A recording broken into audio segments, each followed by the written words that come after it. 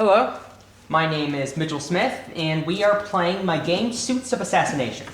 It is a 2 to 4 player card game that's all about strategy, just perception, and memorization.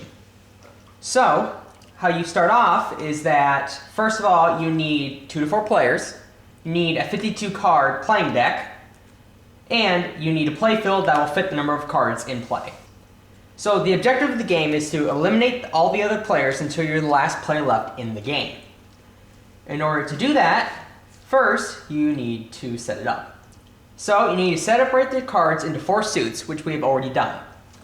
Now we need to choose a suit, shuffle the suit, and then we each draw a card from the said suit. So you can either draw from the top or from the middle, just depends on what you want. So we each reveal our numbers, and whoever has the highest number is going to be the one that plays first.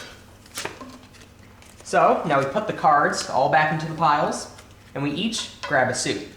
Now you don't need to worry if one of the suits isn't used, because all that matters is that each player has a suit.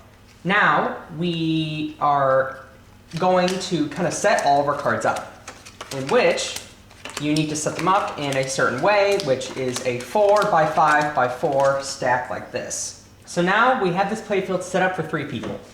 Make sure when you're setting up your cards, you know where your cards are, and you kind of have an idea of what your opponents are going to put their cards. Because a big point in this game is to try and read your opponent to see how you know them and what you think they're going to do.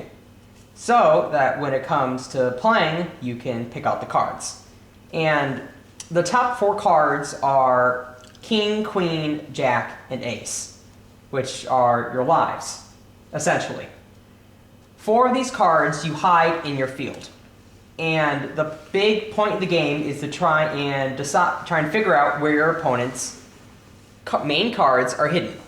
And if you find all 4 cards, that person is out of the game. So in that way, they are like lives. As long as you have cards still hidden, you're still in the game. So to win, you need to make sure that you're the last person that has all of your cards still here. So now we are ready to start the game. He's going to go first because he picked the highest cards, so his turn starts off the game. So when you start a turn, you need to verbally state the name of which opponent you're going to attack, and then declare which card you choose. So? Susan, row 1, card 1 to your left.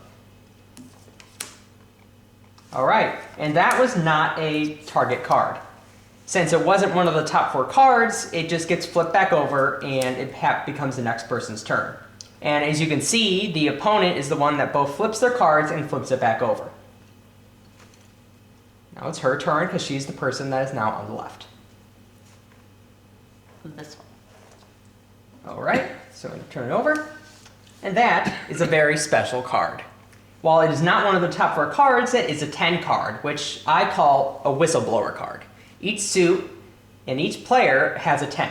And when that player chooses a 10, the opponent, which is now me, gets to choose and tell them if one of the adjacent cards is one of the top 4.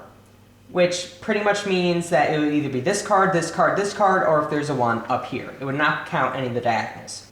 So, I would say yes. And that is as much as you need to tell them. You don't need to tell them where it is, which one it is, what kind of card it is. All you need to do is tell them. And if one of the cards is already flipped up and right next to it, and there is a 10, well, you can just kind of say yes in that way, because technically there is, and that is a way to kind of counteract against the way you can use a whistleblower. So, now that it's my turn, I will go for this card. And that was a correct guess. So now that that was one of the top 4, he pretty much loses a life. Now has 3 cards left that are down. And since I chose it correctly, not only does that card get to stay up on the field, in that same place, but I also get to go again until I end up picking the wrong card. So I'm going to pick this one. And that was an incorrect choice, so now it's no longer my turn, and it goes to his turn. And pretty much that is the kind of the normal way that these turns go until finally people are kind of out. So we're gonna play a little bit, and we'll see you once we kind of find your winner. Now, I did end up making the mistake of not turning my 10 back over, but in fact, you do turn this back over, and the effect still happens. If someone calls it again, you still say yes or no.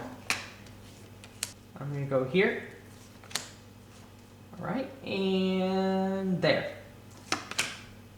All right, so now, in a sense, he has lost all of his lives, which means he is currently out, which means he's gonna go grab something to eat. That's fine, that's good.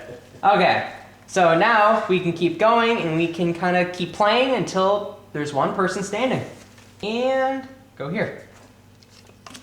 And I'll try here. Okay, and now, since I'm the last person standing, You win. I win. And that is just about how you play the game. Thank you so much for watching this, and hope you have fun. Have a good night.